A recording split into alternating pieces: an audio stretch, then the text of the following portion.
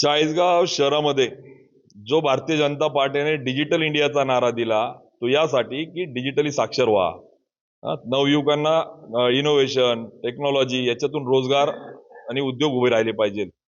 परंतु एक असाही तेलगी चाळीसगावमध्ये जन्माला आला की ज्याने काल नगरपालिकेमध्ये डिजिटल ॲपच्या सहाय्याने मतदारांना पैसे देण्याचा विक्रम केला. ज्याच्यामध्ये कुणी कोणत्या क्षणी कोणत्या ठिकाणी किती पैसे दिले याचं रेकॉर्ड 50-52 हजार लोकांना पैसे दिल्याचं ॲप त्या ठिकाणी आहे. आम्ही प्रशासनाला सूचना करतोय, याची चौकशी करा, शोध घ्या, या कोण हे ॲप त्या ठिकाणी वापरतंय, कुणी ॲप डेव्हलप केलं, याच्यातून धमकावण्यात आले लोकांना. तुम्ही जर मतदान केलं नाही तर आमच्याजवळ प्रूफ आहे, कोणत्या घरी कोणत्या ठिकाणी कोणा व्यक्तीकडून तुम्ही किती पैसे घेतले याचं प्रूफ त्या ठिकाणी आहे. मतदारांना असं वाटलं की ते आमच्या यादीमध्ये नाव सर्च करतायत, परंतु प्रत्यक्षात त्या ठिकाणी ते पूर्णपणे जॉग्राफिकल लोकेशन घेत होती, फोटो व्हिडिओ शूट करत होती आणि या माध्यमातून मतदारांना धमकवण्याचं काम केलं जात आहे.